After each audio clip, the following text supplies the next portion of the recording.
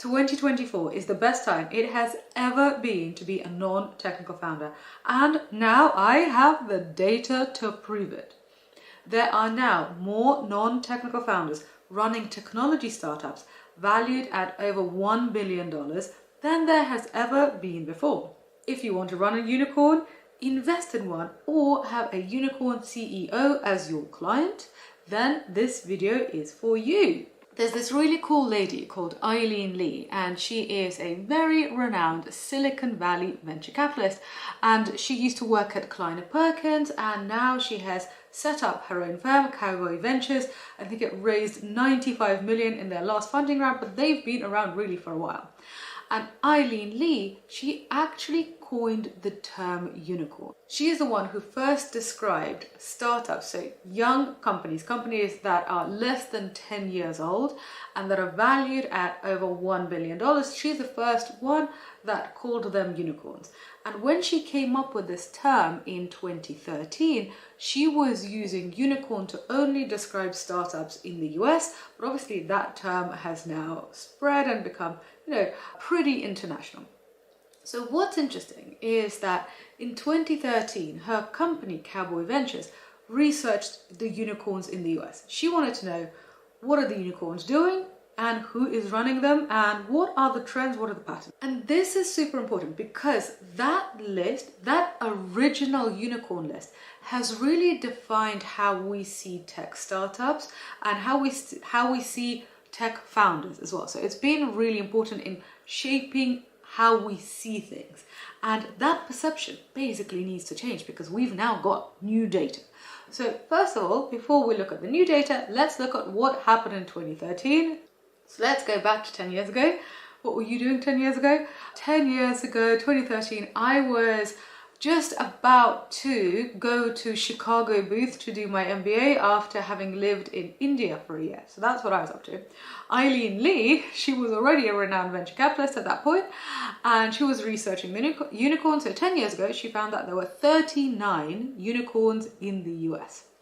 And the vast majority of these unicorns, so the vast majority, around 80%, were consumer-facing companies. So think Uber, think Pinterest, think Facebook, and most of these companies, most of these unicorns, were led by technical founders.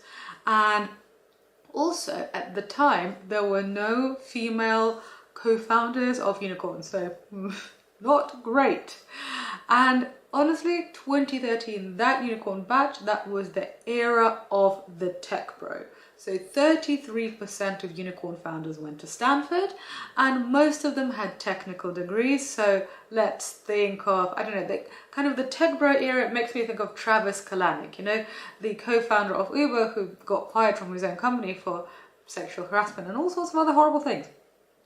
Anyway, so because the unicorn founder was this technical, usually Stanford grad, male, obviously, it meant that investors were willing to fund Stanford computer science grads pretty much no matter what. And you know what? Between you and me, I have seen some kind of madness with my own eyes, yes, behind these spectacles.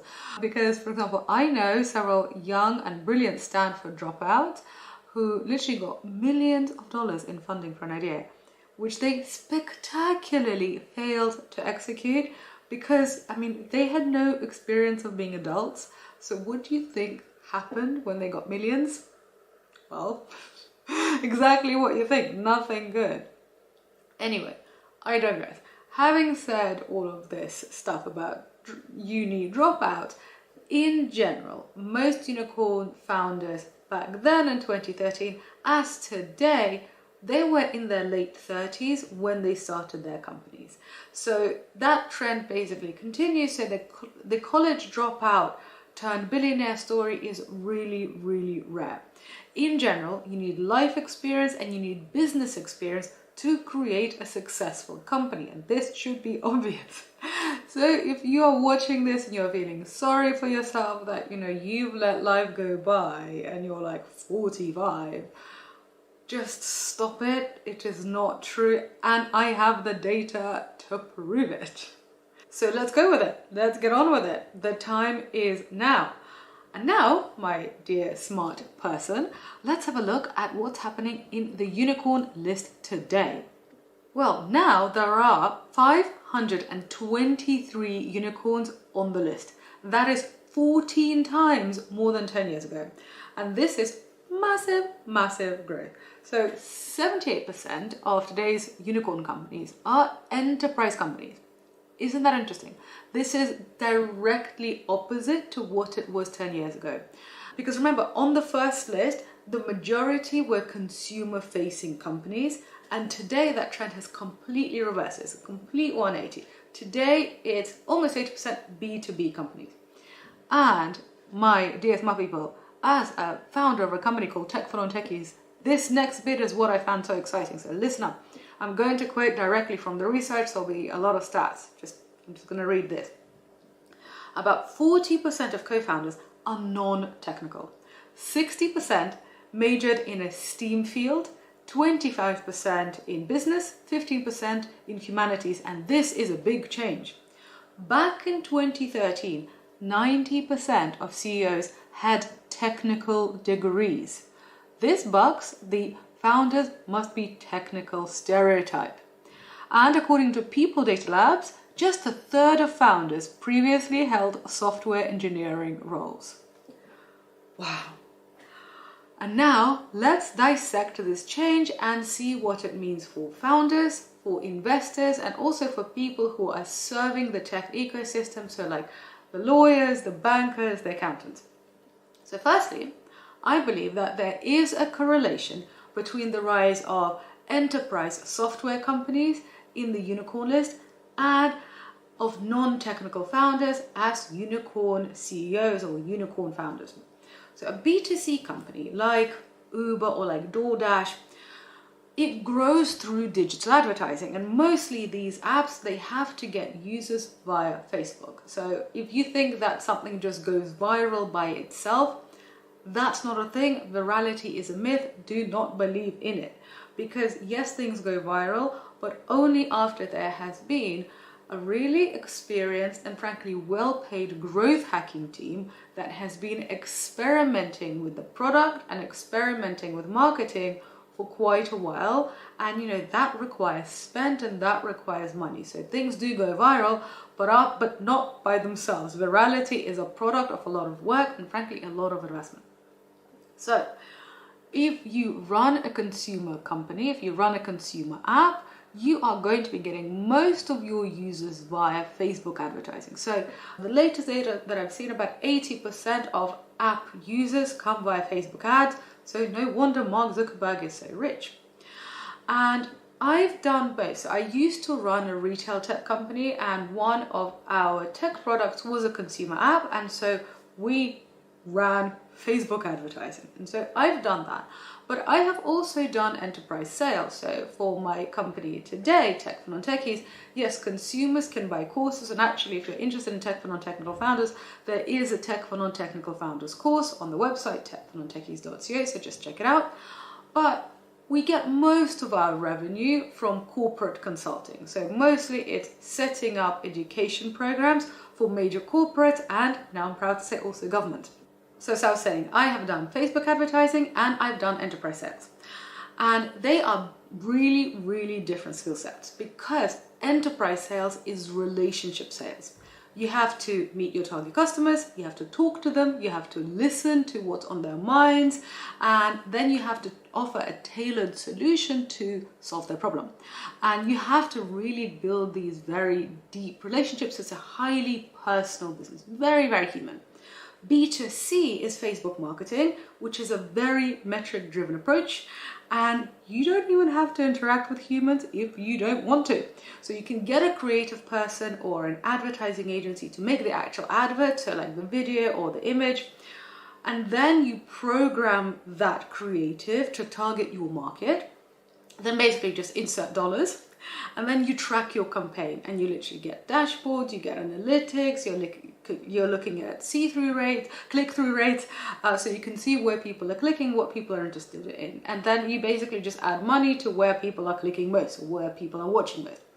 So this digital advertising, we're not going to cover that in this video, but I just want you to know that enterprise sales is very human, digital marketing is very computerized, very different skill sets.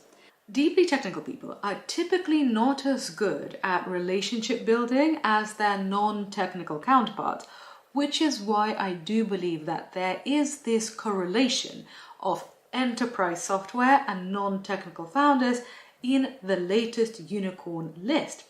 And now, my dear smart person, let's move on to the investors and to financing. So somebody is financing these unicorns that are run by non-technical founders.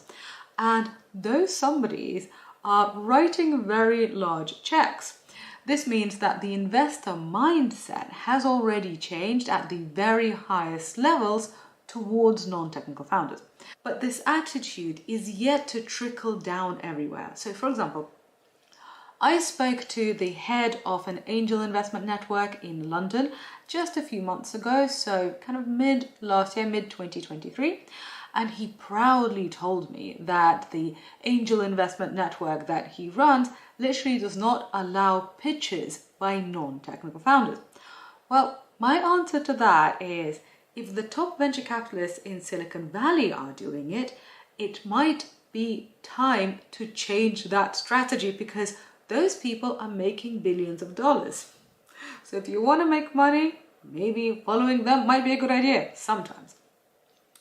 For the investors listening to this, please do not discount opportunities just because a startup isn't run by an engineer, because your competitors are not missing out on this, and some of them are going to get great ROI. And some of them are not going to get any ROI at all, but tech startup investing is inherently risky. This is why it's high risk and high reward. This is not, treasury bonds. Now, for the founders listening to this, my dear founders, you are my first love. I say this from entrepreneur to entrepreneur. There has never been a better time to be a non-technical founder. And I have been smelling this change in the market for years, which is why I set up Tech for Non-Techies in the first place. And I'm just so glad that I have the data to prove it now. I'm literally going around everywhere saying, I told you so, and it feels really good. So if you do have an idea for a tech business, but not the skills to build it, do not look at developers turned CEOs like Mark Zuckerberg and feel discouraged. Look at the unicorn list instead and get encouraged instead. And in celebration of this amazing piece of news, I have made the Tech for Non-Technical Founders course available to buy on demand on the Tech for Non-Techies website. It previously used to be only available in the membership, or I taught it at elite business schools like London Business School, Oxford, Said. But now you can basically buy it online at techfornontechies.co, and you'll also see a link in the show notes. So basically, what are you waiting for? Make 2024 the year that you make this happen. Why not? You only live once.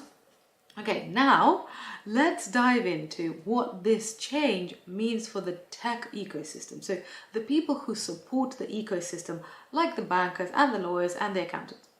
There will be more opportunity for people in the ecosystem because there are going to be more founders entering the market. Now that non-technical founders have a fighting chance, well, so do technical founders, right? They haven't gone anywhere. So there is just going to be more room for innovation, which as a customer, as a consumer, I'm really excited about. So more people are going to start companies, more people are going to raise money, and so more people are going to need your services if you're a lawyer or if you're a banker or if you're an accountant.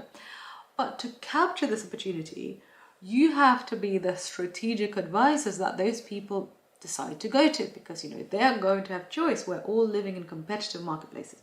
So if you want to be the advisor that gets that client, you have to understand your clients better than your competitors do.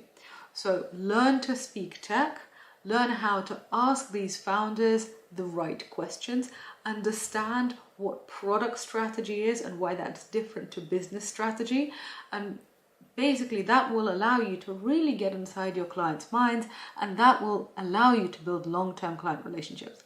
And I'm not telling you to learn to code because I do not think that that's going to be a good use of your time, but you do need to understand product fundamentals and understand some digital market fundamentals, which, if you're working as a lawyer or a banker or an accountant, you probably don't, because it's probably not part of what you do.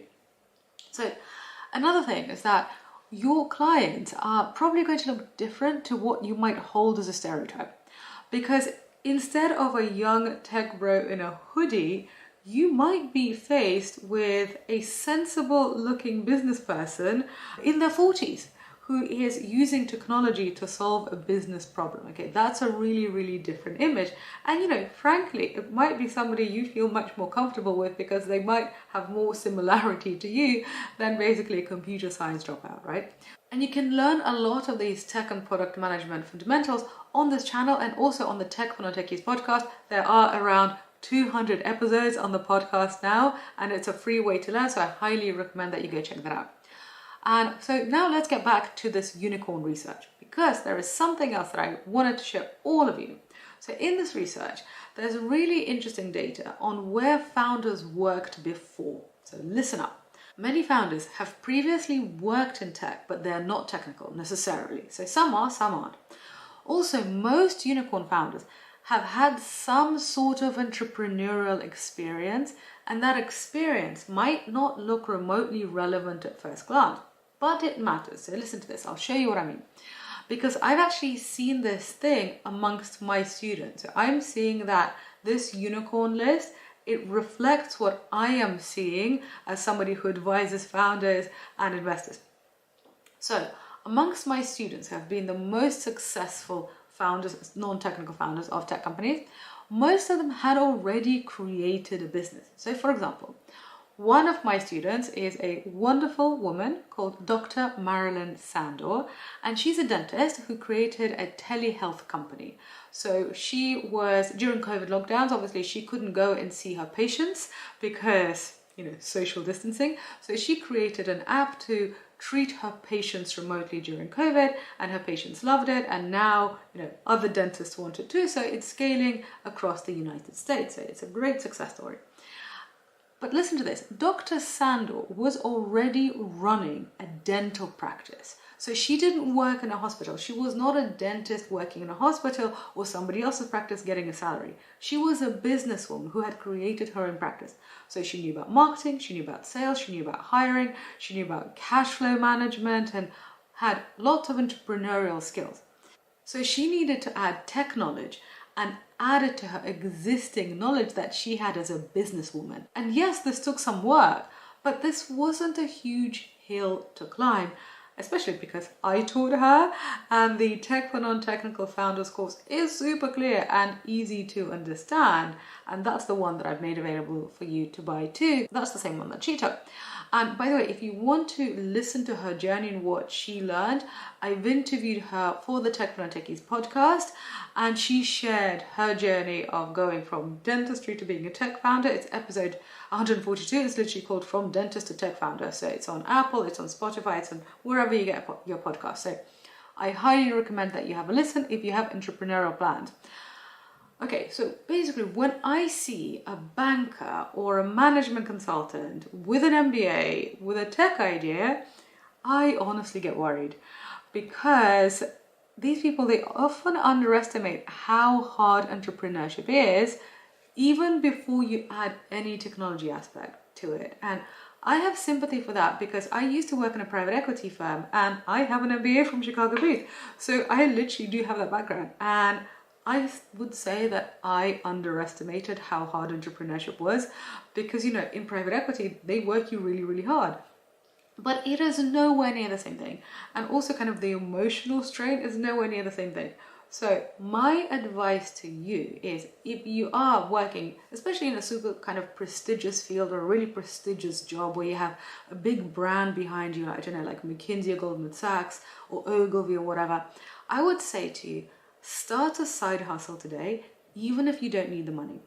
Create something and sell it. Learn how to manage cash flow. Learn how to get customers without the fancy Goldman Sachs or McKinsey brand behind you, because this is the kind of success, this is the kind of experience, that you need to basically be a successful founder. And finally, let's end today's lesson on a super duper high note that I'm really excited about. So the opportunity in front of us as founders, as investors, as lawyers, bankers, people in the tech ecosystem, the opportunity is absolutely enormous no matter what you want to do. Because, listen to this, less than 10% of today's Fortune 500 companies are considered to be tech companies. And I know that it might feel like tech companies are everywhere, but actually they're a really small proportion of the market. And that means that you and I, we're still at the beginning of the tech revolution. Digital transformation is still in its early stages. And that means that there is so much opportunity for us, which is extremely exciting. So, capture that opportunity. First of all, learn to speak tech today. And that means learning how to collaborate with developers, understanding, for example, what is AI and how is that different from generative AI. But it doesn't necessarily mean becoming a coder or a data scientist, because that's not the best ROI for everybody. If you understand how to speak tech, this is how you set yourself up for decades and decades to come. Because as I said, we're literally at the beginning of this journey. So just by watching this video, you are already taking a proactive approach to educating yourself and taking your future in your hand. And I'm really, really proud of you. I am proud of us. So well done for investing in yourself today and watching this video. And well done for every other time that you've listened to a podcast or read a book on tech.